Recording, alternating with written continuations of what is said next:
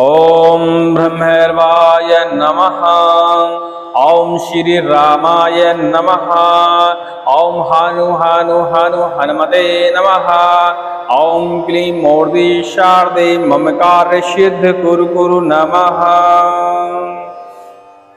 आज आप भैरव महाराज का एक बहुत ही शक्तिशाली मंत्र है, शाबर मंत्र है, इसके विषय में जानने वाले हैं। कई लोगों के सवाल आए थे कि भैरव महाराज की कोई ऐसी सिद्धि या ऐसा कोई मंत्र प्रदान करें जिससे भैरव महाराज साक्षात रूप से अप्रत्यक्ष रूप से हमारी रक्षा करें और हमारे साथ साथ चलें। जब भी हमारे ऊपर मुसीबत आए तब भैरव महाराज जी हमारी रक्षा करें।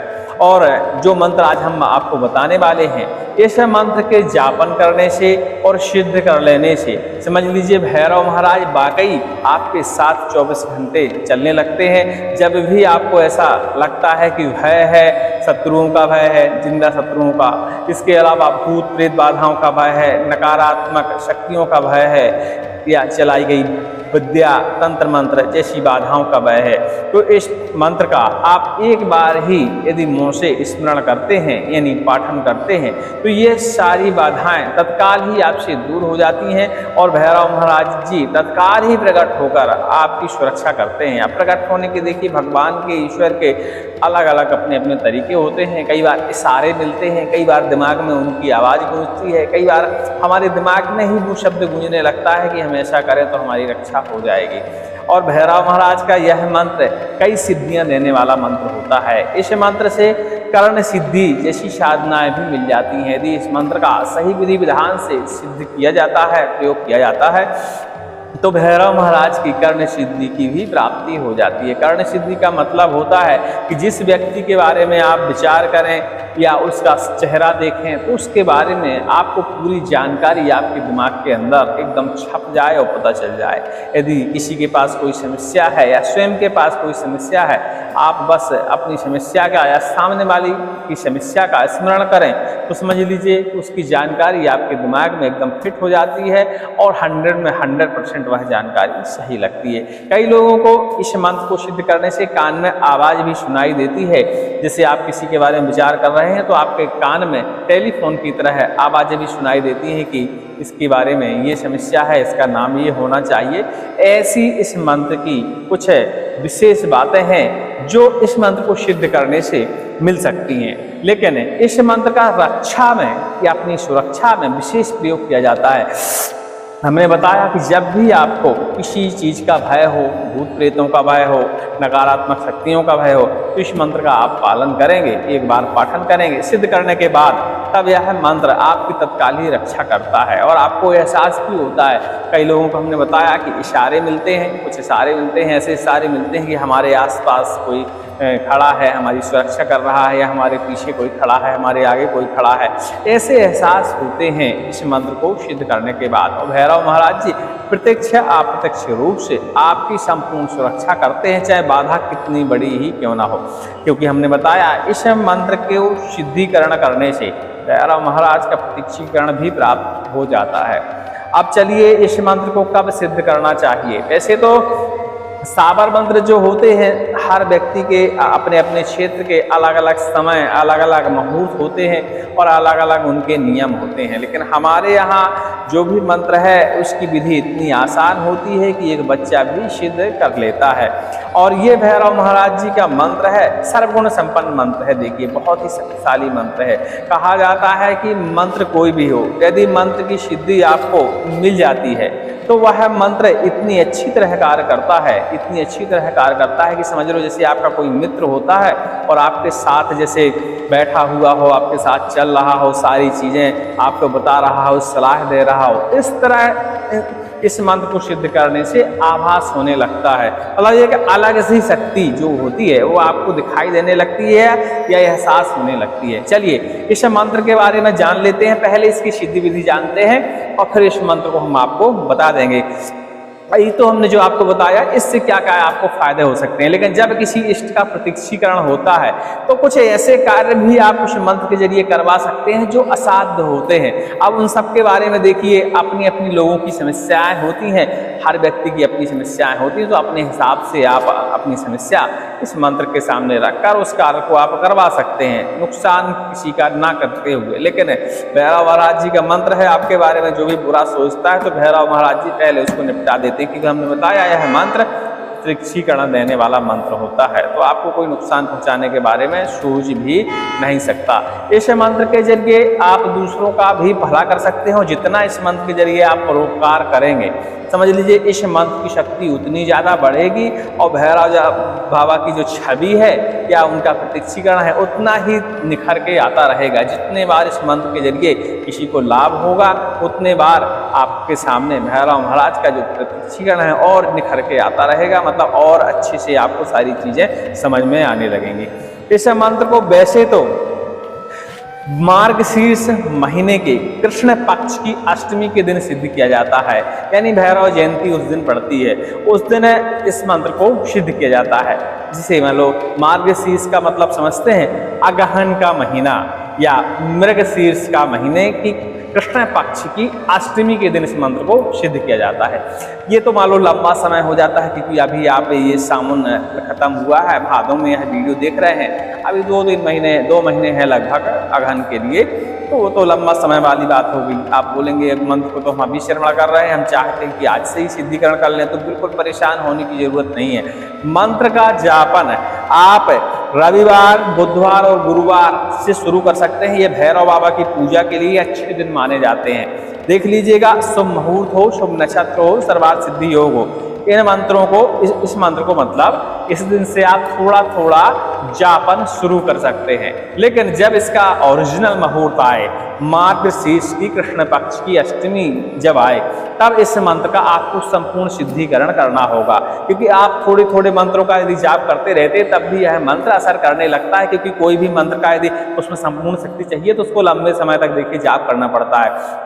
शॉर्ट टाइम में जो सिद्धि मिलती है वो शॉर्ट टाइम में ही खत्म हो जाती है, और जो लंबे समय में सिद्धियां मिलती हैं वो लंबे समय तक चलती हैं और बहुत शक्तिशाली होती हैं। तो आप इसका मैंने बताया रविवार, बुधवार, गुरुवार, इन दिनों में से किसी भी दिन से इस मंत्र का थोड़ा थोड़ा जापन शुरू कर सकते हैं। जैसे 11 बार, 21 बार, 51 बार, 108 बार, इस तरह जितना आपके पास समय हो। ये जरूरी नहीं है कि 108, क्योंकि अभी आप इसका सिद्धिकरण नहीं कर रहे, अभी सिर्फ इस मंत्र का आप स्मरण करने वाले हैं और इसकी आस अपने शरीर में बिठाने वाले हैं। ठीक है, तो आप इस मंत्र का इस तरह जापन कर सकते हैं। लेकिन नवरात्रें जल्दी आने वाली हैं, तो हमने बताया सावर मंत्र या कोई और मंत्र यदि मुहूर्त आपको नहीं मिलते तो नवरात्रों में इनका सिद्धिकरण अच्छे से हो जाता है। तो नवरात्रों में भी इस मंत्र का आप सिद्धिकरण, संपूर्ण सिद्धिकरण कर सकते हैं। ठीक है, उस समय देवी के मंत्रों का भी या किसी भी मंत्र का आप सिद्धिकरण नवरात्रों में कर सकते हैं। नवरात्रों के 9 दिन या 8 दिन मान लीजिए तो एकदम सर्वार्थ सिद्धि योग की तरह होते हैं। उस समय जाप किया जो जाता है,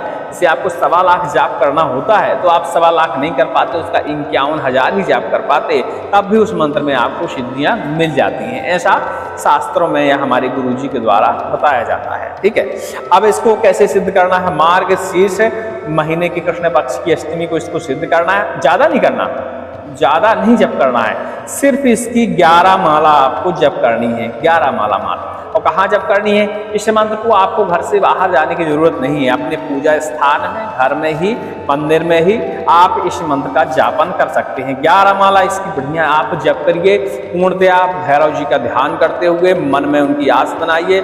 माला से बढ़िया कोई भी माला आप ले सकते हैं। रुद्राक्ष की माला यदि आप लेते हैं तो अति उत्तम बात होती है, लेकिन रुद्राक्ष की माला यदि आप लेंगे तो किसी भी मंत्र को जप करने से पहले उस पर बढ़िया उसको गंगा जल से स्नान कराया करिए, क्योंकि नई माला लेंगे। इसके बाद उसमें बढ़िया घी लगाया करिए, घी से स्नान कराया करिए। फिर उसके बाद पंचामृत, फिर शुद्ध जल से उसका बढ़िया स्नान कराइए और उस माला को बढ़िया पोंछिए, साफ करिए कायदे से। और उसके बाद उस ओम नमः शिवाय का मंत्र कम से कम 108 बार आप जापन करिए। और 108 बार जब आप मंत्र का जापन करेंगे तो वह माला पवित्र हो जाती है, या उस माला में जप करने लायक है, सिद्धि मिल जाती है। तो इस तरह आप अपनी माला को शॉर्टकट में, क्योंकि माला को जगाने का जो विधान है वो बहुत बड़ा है, लेकिन आप इस तरह शॉर्ट में अपनी सिद्धि के लिए माला तैयार कर सकते हैं। ओम नमः शिवाय खाली पंचाक्षर मंत्र का 108 बार जाप करिए, 10 मिनट का समय लगेगा। इसके बाद किसी भी मंत्र का, साबर मंत्र हो चाहे दैविक मंत्र हो, संस्कृत मंत्र हो, कोई भी मंत्र हो, उसका आप उसमें जापन करिए तो उसमें आपको सिद्धियां जल्दी प्राप्त होती हैं। ठीक है, तो आपने क्या किया, 11 माला इसकी जाप करी। नवरात्र हो या कृष्ण पक्ष की जो अष्टमी मार्गशीर्ष महीने अगहन के महीने में आती है, उस दिन दोनों दिन इस मंत्र का सिद्धिकरण आप कर सकते हैं। मात्र 11 माला इसका आप जप कर लीजिए और 108 बार इसका हवन कर दीजिए। ठीक है, हवन काहे में करना चाहिए,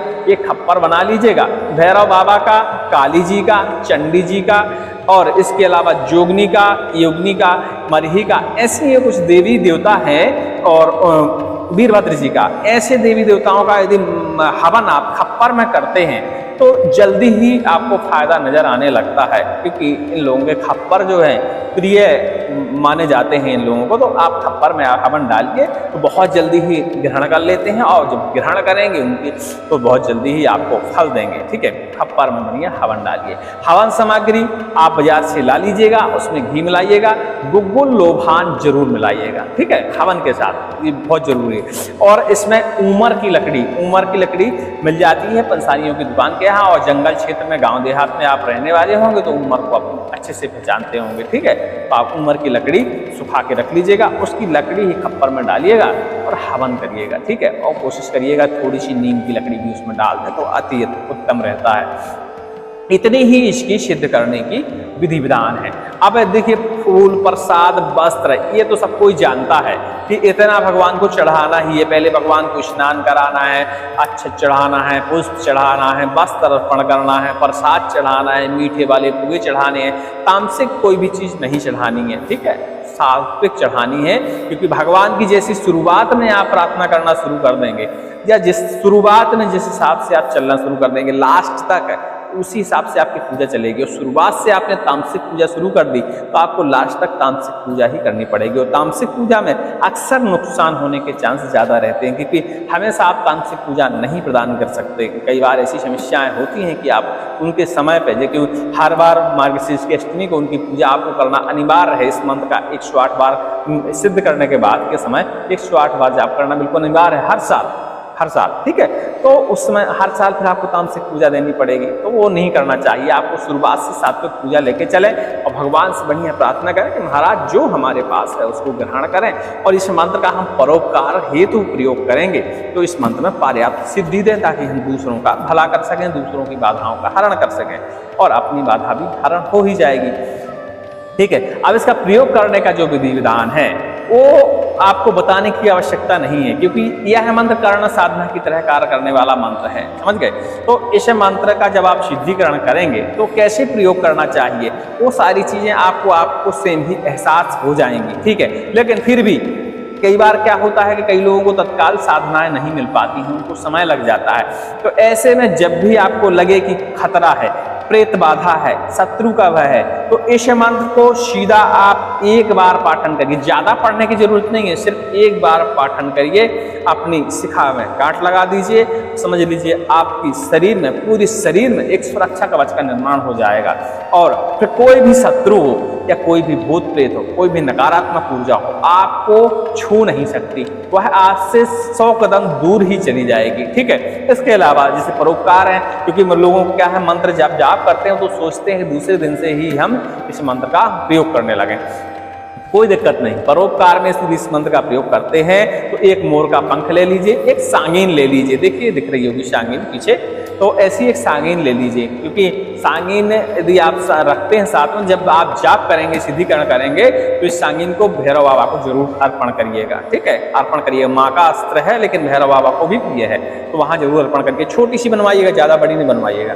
और जब भी लगे किसी को कि भूत प्रेत बाधा है, नकारात्मक ऊर्जा है, नकारात्मक शक्ति चलाई गई बाधा है, उस सांगीन को उल्टा पकड़िएगा, जिस तरफ नोक होती है उस तरफ नोक तरफ आप पकड़िएगा, और उसका पिछला हिस्सा जिसको ऊपर बाधा है उसको ऊपर दिखाइएगा। ठीक है, और इस मंत्र का बढ़िया 1 बार से लेकर 5 बार, 11 बार, 21 बार तक आप उसके ऊपर झाड़ा लगाइएगा। कितनी भी हठी बाधा क्यों ना हो या कितना बुरा तंत्र चलाया गया हो, वह तत्काल ही उसके शरीर से अलग हो जाएगा, तंत्र कट जाएगा। ये बहुत ही आसान मंत्र है, बहुत ही आसान विधि है। इसके अलावा इस मंत्र के जरिए आप नींबू का काटन करके बीच से काटिएगा, थोड़ा सा नींबू काटिएगा चाकू से ऐसा, और उसको बढ़िया निचोड़िएगा। उस मंत्र का एक बार पाठन करते हुए उसी नींबू को उसके सिर के ऊपर से ऐसे घुमाइएगा 7 बार, और घर से बाहर कहीं दूर नदी किनारे तालाब ऐसी जगह में उस नींबू को आप विसर्जित कर दीजिएगा। ठीक है, नहीं ऐसी कोई जगह है तो कहीं चौराहे के बाहर ऐसे, मतलब घर से दूर उसको,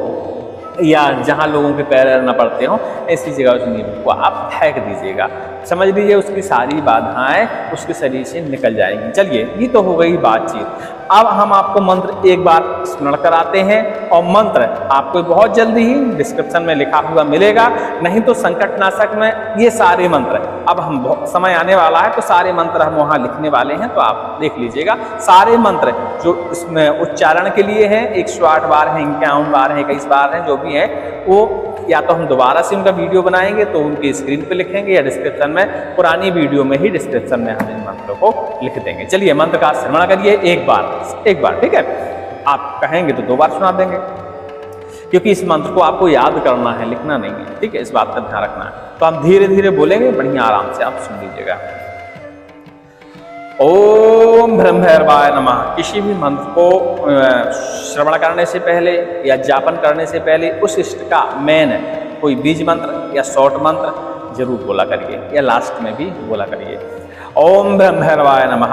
ओम आद भैरव जुगाद भैरव, भैरव कंकाल भैरव, भैरव ब्रह्मा, भैरव विष्णु, भैरव भी भैरव, भैरव देवी, भैरव सब देवता, भैरव सिद्ध भैरव, भैरव नाथ, भैरव गुरु, भैरव ज्ञान, भैरव ध्यान, भैरव योग, भैरव बैराग, भैरव बिन होए न रक्षा, भैरव बिन नाद न बाजे, श्वेत वस्त्र श्वेत जटाधारी, हाथ में मुग्दर, श्वान की सवारी, सार की जंजीर लोहे का कड़ा, जहां सुमरू भैरव बाबा हाजिर खड़ा, रक्षा कर सुरक्षा कर, काली के पुत्र कंकाल भैरव, दुहाई माता पार्वती की। इतना आसान मंत्र है, ज्यादा बड़ा भी नहीं है कि आपको रटने में दिक्कत होती है। चलिए अब एक बार अच्छे से बोल लेते हैं, ठीक है।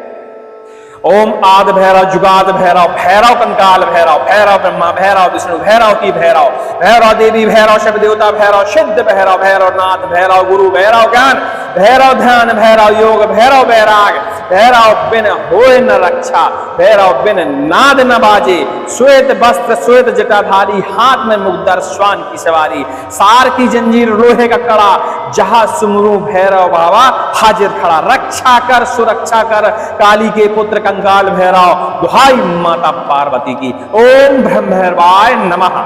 ठीक है, मंत्र हमने 2 बार सुना दिया, अब 2 बार में तो आप याद कर ही लेंगे इसको, और बाकी चिंता ना करिए, इसे ही इसका समय आएगा या नवरात्रों के पहले ही ये सारे मंत्र हम डिस्क्रिप्शन में आपको लिख देंगे, तो परेशान होने की बिल्कुल आवश्यकता नहीं है। आप अभी से इसे स्मरण करके याद करना शुरू करिए डेली, और इसके बाद जब इसका समय आएगा नवरात्रों के 1-2 दिन पहले, 4 दिन पहले, 10 दिन पहले भी इन मंत्रों को हम लिखकर डिस्क्रिप्शन में डाल देंगे, नहीं एक नया वीडियो इसी का सेम बना देंगे। इस श्रवण करने के लिए विधि तो आपने देखी भी है, ठीक है। हाँ, अब विधि में किसी प्रकार की कोई त्रुटि आपको नजर आए, या कोई चीज हम बताना भूल गए हैं, या कोई चीज आपको कंफ्यूजन है, तो आप टेलीग्राम में मैसेज करके आप हमसे पूछ सकते हैं, ठीक है। जय श्री राम, जय हनुमान जी महाराज की, जय भैरव बाबा।